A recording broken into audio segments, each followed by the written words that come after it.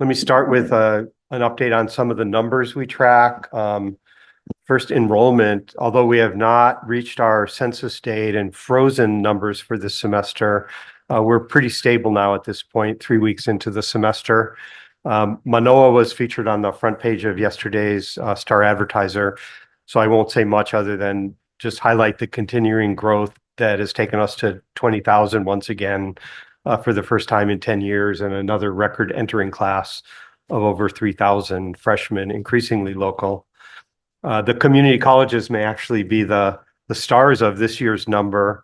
Not only is overall unduplicated community college headcount up, but this is the first year since the pandemic in which all 7 of our community colleges have increased their headcount.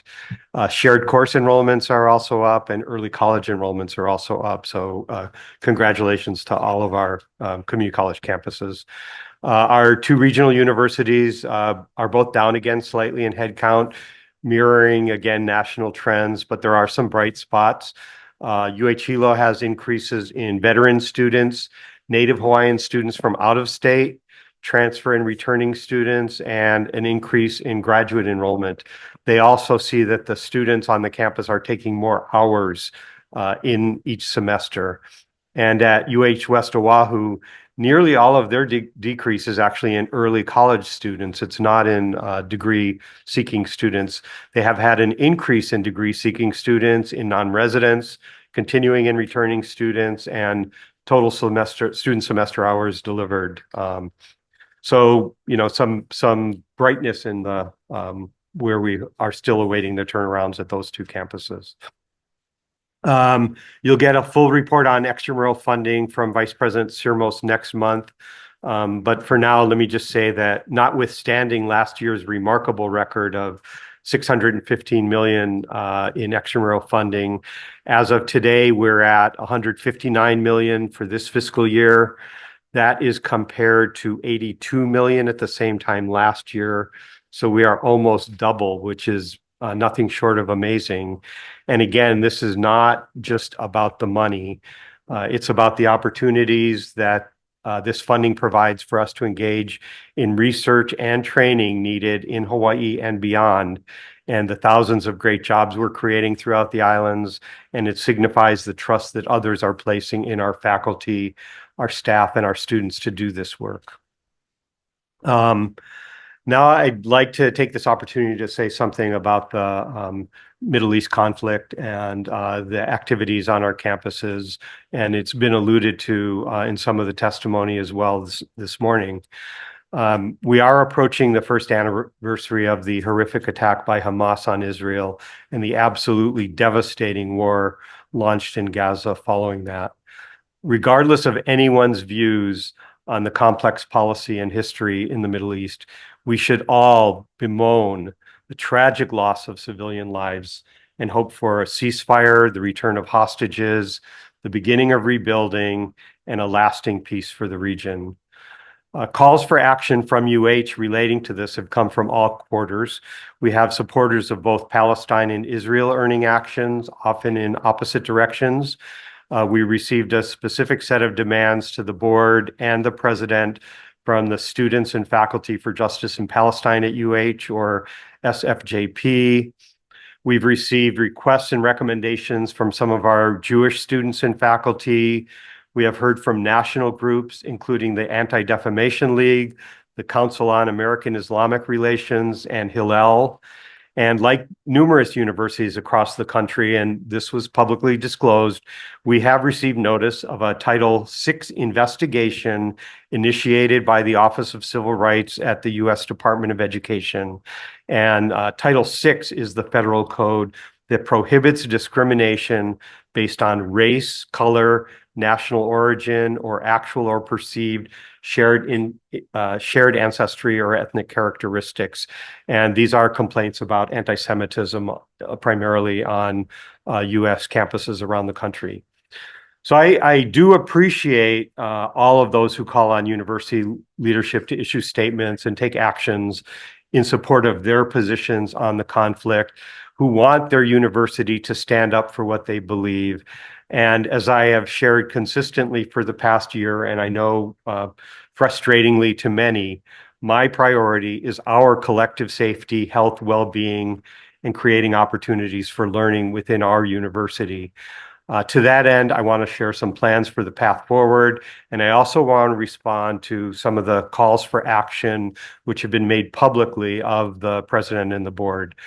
I also need to note that the Office of Civil Rights has made its expectations as to what universities do very clear. They have publicized formal resolution agreements that they have entered into with other universities, most of which have faced challenges around this area greater than ours so far. So I have convened the offices and leaders with roles and responsibilities related to our work with Title VI, and we've met several times already. We do understand that we will need to update our policies and our practices to ensure appropriate and complete response to all complaints and allegations we receive. We will also need to engage in a substantial training initiative around our university to make sure people understand our policies and procedures.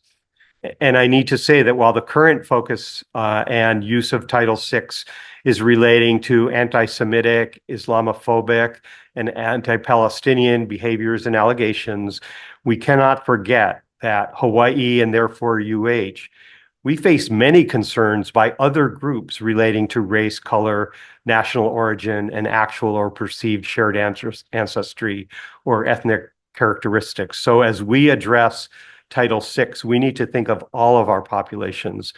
Individual complaints do not characterize a full campus climate, so we do need to develop and administer a climate survey to better understand where we stand with all of our populations and use that survey and its results to improve and create a more positive climate for all of our students and employees.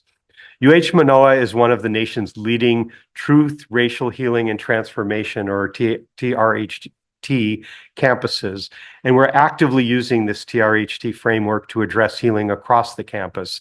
Multiple offices have already come together to create a series of seminars and workshops open to all across the university system. And just to give you a feel for them, the topics this semester include political conflict in and out of the classroom, understanding religious and worldview differences, healing in divided times, navigating difficult conversations, our shared humanity, anti-Semitism, and Islamophobia. And this programming builds on initial work last academic year, including teaching in troubled times, Maluhia, Malama, and safety, and the use of Pilina circles to heal disconnections. Our campus programming absolutely must continue to strengthen the ability of our entire community to do our parts to foster climates for learning, living, and working that are welcoming, respectful, and free of discrimination. We need a deep appreciation of the need for our instructors to foster classroom environments that encourage the free exchange of ideas, even and perhaps especially regarding challenging topics, for fair and open and respectful consideration by all. So consistent with our focus on our community, we respectfully respond to specific demands and requests from the SFJP group and others as follows. So first, divestment. Regents policies guide our endowment investments, and after discussion with Board of Regents leadership, the demand to divest from all companies and institutions that are complicit in the Zionist occupation, apartheid, and genocide of the Palestinian people, including weapons, tech, and surveillance, and construction companies. That matter will not be taken up by the board at this time, given other priorities. Next, transparency.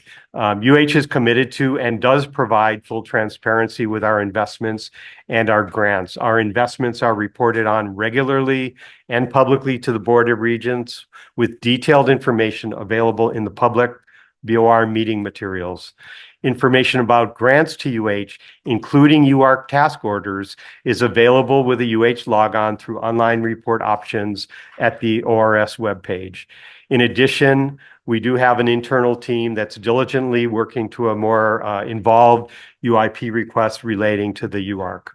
However, I do need to say that donations and gifts to the UH Foundation are private. Donors are entitled to that, and that is the case at nearly all universities across the country. We've also had calls for an academic boycott. UH stands committed to academic freedom. And UH leadership does not support an institutional academic boycott of Israel or anyone else as a strategy for political action. Fundamentally, we believe that willing exchanges among students and faculty from different places increases learning and understanding among peoples and can contribute to a more peaceful planet. But UH also does not prohibit engagement in such boycotts by those who choose to do so. Engaging or not engaging with Israel or any other country is a matter of individual choice. SFJP also called on UH to withdraw from the agreement between the state of Hawaii and Israel that was entered into a few years ago. UH is not a party to that agreement. I did receive a separate request for information, and I will respond to that directly as well. There have been several requests for statements about the Middle East to take positions. As a general practice, that is not something UH does. We do stand for peace and the dignity of all human beings, but taking more specific positions on political matters across the world, particularly where there is not agreement within our campus communities, just would not contribute to the overall safety, health, and well-being of our entire university community, which is our priority. Some have asked for affirmation of their freedom to protest and to speak without retaliation. And as we have said many times, UH stands firmly committed to the First Amendment and to academic freedom. We have not and will not suppress constitutionally protected free speech. And we are actually proud of our decades-long history of peaceful and non-disruptive protest at UH that allows instruction to continue and our activity and scholarship to continue. The conundrum, of course, is the conflict between the complete right to free expression and the harm caused to others by free speech that can be hateful. Not everything that can be legally said should be said, and we are working to cultivate a campus community that cares for one another in this place, a campus with shared aloha. So while we cannot legally prohibit hateful speech, we can encourage restraint and try to mitigate the damage that legal speech can cause to safety, health, and well-being. SFJP also opposes the UARC and asked the board to reject it. Obviously, the subject of much testimony this morning. I will note that the renewal was purposely delayed until this fall and not taken up this summer, specifically to ensure that students and faculty could provide their input to the BOR, as we have heard this morning and several weeks ago as well. And it was purposely not put on the consent agenda like other indemnification requests, including one today, in order to provide for separate consideration by the Board of Regents. As noted in the public informational briefing earlier this month, where we announced that this would take place at this meeting, the UARC contract is simply another contract vehicle that individual investigators can choose to utilize or not as they exercise their academic freedom to engage with the Department of Defense or not. As noted then, these projects do serve Hawaii and beyond, and the public testimony that you have heard at these last two meetings is part of the process for your consideration before the vote later today. As I approach the end, multiple requests have also been made for specific faculty hires at Manoa, some to support specific positions and priorities. The campus does have a very well-articulated process for entertaining requests for faculty hires that advance strategic priorities and the shifts in student needs that occur as we watch where our student body chooses to study. Proponents of specific hires should advance those requests through their deans for consideration by the campus. And finally, special scholarships have been requested, in this case for students from Gaza. UH does not create scholarship programs using state general funds or UH student tuition for students from specific regions suffering from warfare, famine, or other hardships, whether Gaza, Ukraine, Afghanistan, or anywhere else. We do welcome contributions from individuals or groups who do want to support such students to pursue a great education here at any UH campus. So apologies for the length of the statement. Putting this item explicitly on the agenda as part of the president's report was intended to enable public testimony or attention on a matter that we know to be of importance to many, and to provide a public response in a comprehensive manner to the diverse inputs received, many of which have also been very public. So shifting gears quite a bit, let me now take a chance to recognize another one of our amazing people. Last month on Maui, we recognized the UH nominees for the Governor's Team of the Year.